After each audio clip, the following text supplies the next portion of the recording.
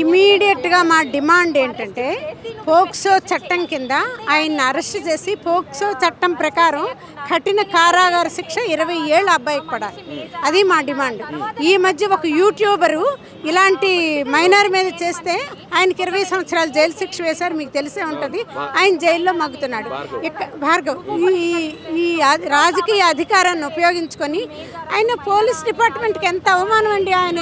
ఆయన్ని మేము పట్టుకోలేకపోతున్నాం, phone switch off ఉందంటే ఫోన్ ఆన్ చేసి పోలీసులు చెవుల్లో పెడతాడు ఆయన. ఈరోజు ఆయన మెయిల్స్ పంపించలేదా? ఎక్కడో ఉన్న వాళ్ళని, బంకర్లో ఉన్న వాళ్ళని, లేకపోతే అమెజాన్ అడవుల్లో ఉన్న వాళ్ళని వీళ్ళు తెచ్చి శిక్షలు వేయగలరు, హెరాస్మెంట్ చేయగలరు. హైదరాబాద్లో ఉన్నోళ్ళనో పక్క ఊర్లో ఉన్నోళ్ళనో మాకు ఆయన దొరకలేదని చెప్పడం చాలా సిగ్గుచేటైన విషయం. ఇక్కడ పోలీస్ డిపార్ట్మెంట్, రాష్ట్ర ప్రభుత్వం, బండి సంజయ్, బీజేపీ అందరూ కలిసిపోయారు. ఎలక్షన్స్ అప్పుడే వాళ్ళు కొట్టుకుంటారు.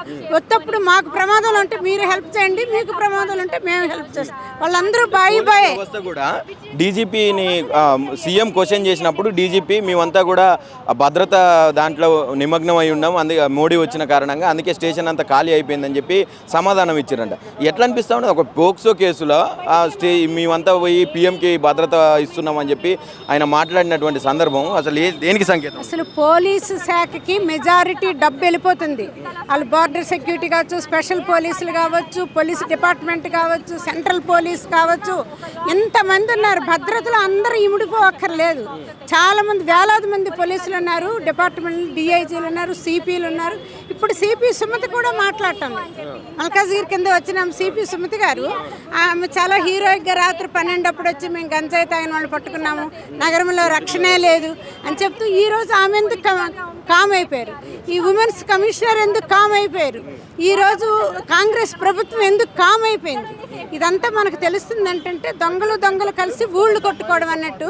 అన్ని పార్టీలు కలిసి చేసే అబ్బాయి ఎక్కడికో పోలేదు, అబ్బాయి ఎక్కడికో లేడు, సిటీలోనే ఉన్నాడని మేము గట్టిగా చెప్పగలము.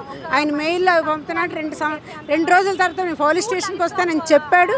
అంటే ఫోన్ ఎక్కడి నుంచి వస్తుందో పట్టుకునే టెక్నాలజీ లేదా అని మేము అడుగుతున్నాం. తెలుసు కదా ఫోన్ ఎక్కడి నుంచి అంటే అది కూడా మరి అవుట్ అండ్ అవుట్ ఎక్స్పోజింగ్గా ఉంది కదా. వైఫల్యాన్ని కప్పిపుచ్చుకోవడానికి ఇలాంటి పిచ్చి సాకులు చెప్తే ఇవాళ 10th క్లాస్ అబ్బాయి కండెమ్ చేస్తాడు, బ్లేమ్ చేస్తాడు. నాకు తెలిసయ్యా ఈ టెక్నాలజీ వాళ్ళని ఎలా పట్టుకోవడం అని ఈరోజు 10th క్లాస్ అబ్బాయి కూడా చెప్పగలరు. ఒకవేళ ఇక్కడి నుంచి పారిపోయిన వ్యక్తుల్ని కూడా, దేశం దాటిపోయిన వ్యక్తుల్ని కూడా లుకౌట్ నోటీస్ ఇచ్చి మరీ పట్టుకొస్తున్నటువంటి సందర్భం చూసినాం.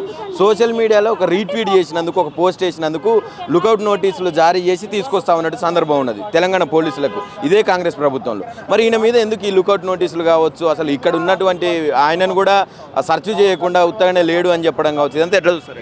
అంటే ఇదంతా అడ్డుదారులు తొక్కుతుంది పోలీస్ డిపార్ట్మెంట్ అని. మరొక విషయం, నేరస్తుడు దొరకకపోతే నేరస్తుడు కుటుంబ సభ్యులందరినీ పోలీస్ స్టేషన్లో పెడతారు. నువ్వు వచ్చే వరకు, నువ్వు వాలంటీర్గా పట్టుబడే వరకు నీ ఫ్యామిలీని మేము పట్టుకుంటామంటారు.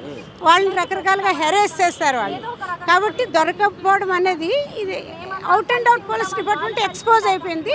బండి సంజయ్ వైపే మొత్తం ఉన్నట్టు.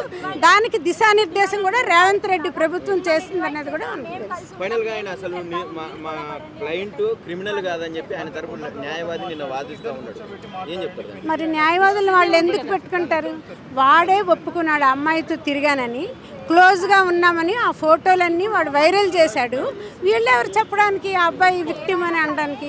అతడే ఒప్పుకున్నాడు. అన్ని చోట్లకి తిరిగాము, మేము ఫార్మ్ హౌస్లకు తిరిగాము, థియేటర్లకు తిరిగాము, ప్రతి చోటకి తిరిగాము, కలిసి ఉన్నామని ఫోటోలు కూడా చూపించాడు కదా.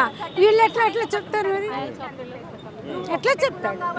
మొత్తం ఆ వీడియోలు, ఆ అమ్మాయితో పెట్టే మెసేజ్లు అన్నీ ఆమె కూడా సబ్మిట్ చేసింది పోలీస్ డిపార్ట్మెంట్. ఇది clear, out and out clearing examples. ఎవరి తల్లి? నిజంగా ఆయనకు అలాంటి ఇమోషన్స్, శోభ గురించి ఆలోచించే మనస్తత్వం బీజేపీ వాళ్ళకి లేదండి. అదంతా నాటకాలు అవన్నీ. తల్లికి శోభ గురించి ఆలోచిస్తే బెదిరించారు. ఓకేనండి.